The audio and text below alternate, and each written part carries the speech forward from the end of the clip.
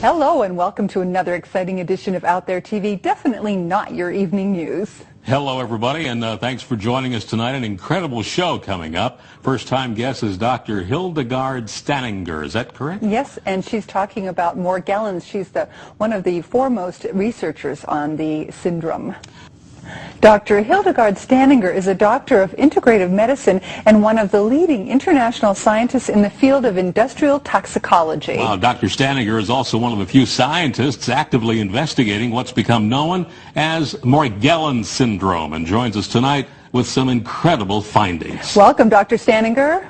Thank you very much for having me on the show. Thanks for joining us. Wow, what research you've done. Now, this is a first time for most of our viewers, so tell us, what exactly is this Morgellons problem? The Morgellons problem is a syndrome, a disease that has specific things in common with all parties that are developing these symptoms. They have fibers that grow out of their body, and these fibers burn at 1,400 degrees or more, and they also have where it's either black, blue, or red, or even white fibers. They experience hair loss that is replaced by pseudo hair. They have fatigue and a number of what they call lesions, which has like a crust over it or a pseudo skin, or some people call it a callus, where these fibers and other materials accumulate under the skin. Doctor, we're just showing some photographs as you're speaking, and this thing is hideous. It looks really alien on the human body. Well, it is a true foreign invader, meaning a foreign invader is something that comes into the body and is not recognized by the body and attacks the body's defense mechanism.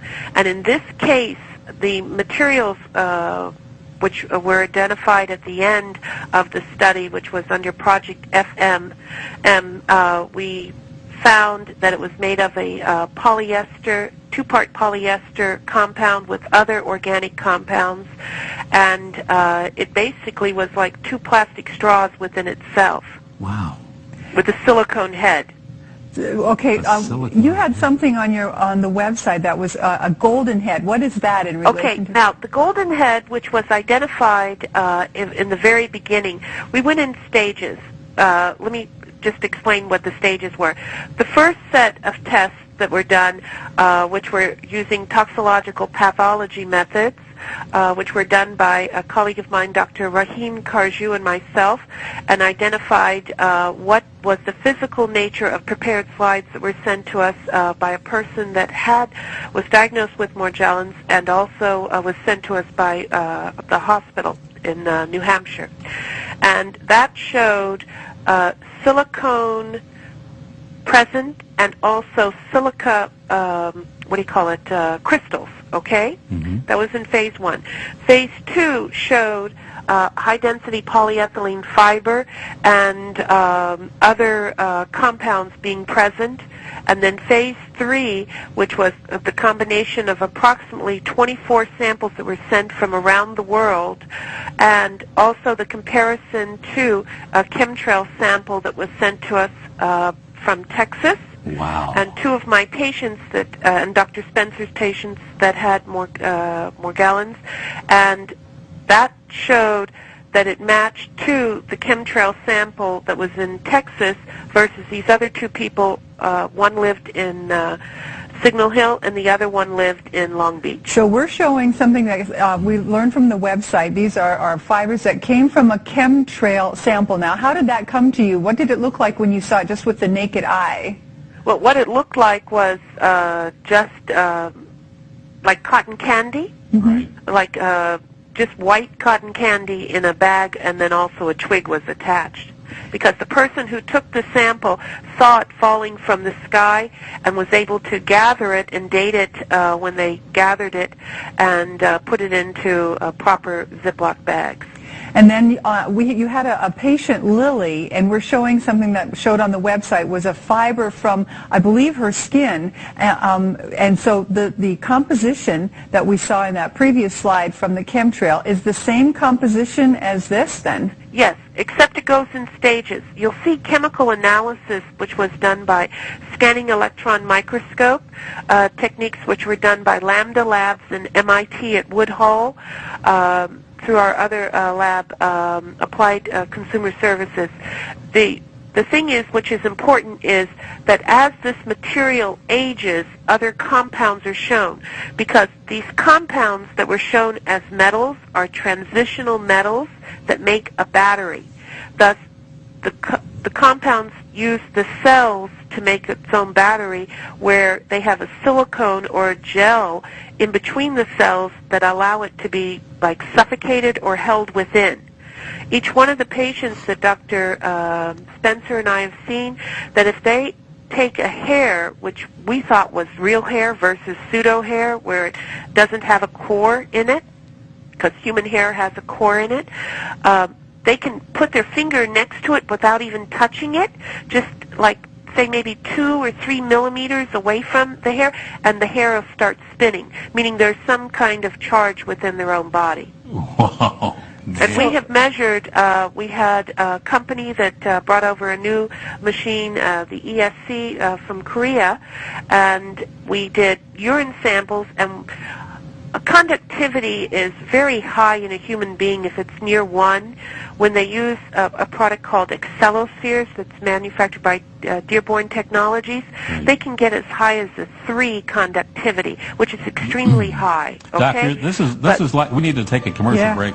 This is like something out of a 50s science fiction movie. Truly. Our guest is Dr. Hildegarde Staninger, talking about Morgellons and chemtrails. We'll be right back.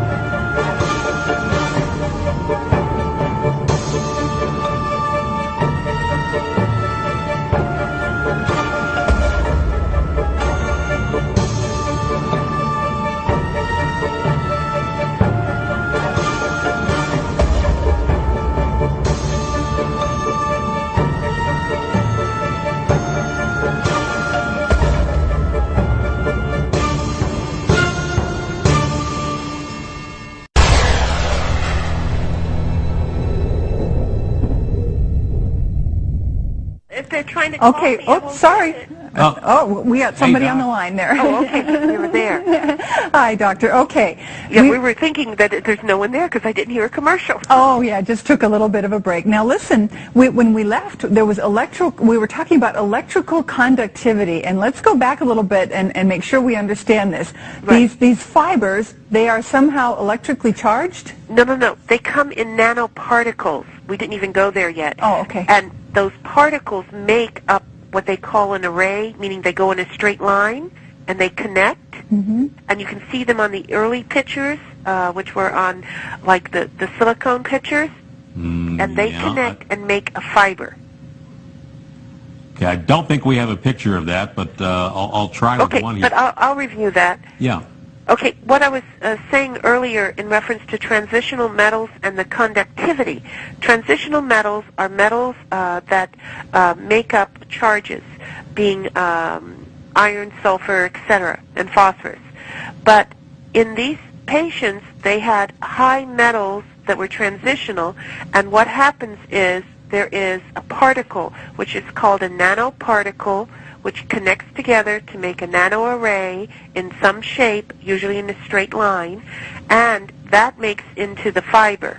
And that was shown in earlier pictures that Dr. Carjou took, where you could see there was an association between the particles connecting together. Okay. Doctor, this may be a ridiculous question, but the chemical analysis of these fibers, is it earthly or is it extraterrestrial? No. What I found was earthly, meaning when these nanoparticles come into the body, and they could become as smart dust or straight particles, what happens is it has some kind of nanoparticle which is called a nano assembler, meaning it uses body materials to make its network of fibers.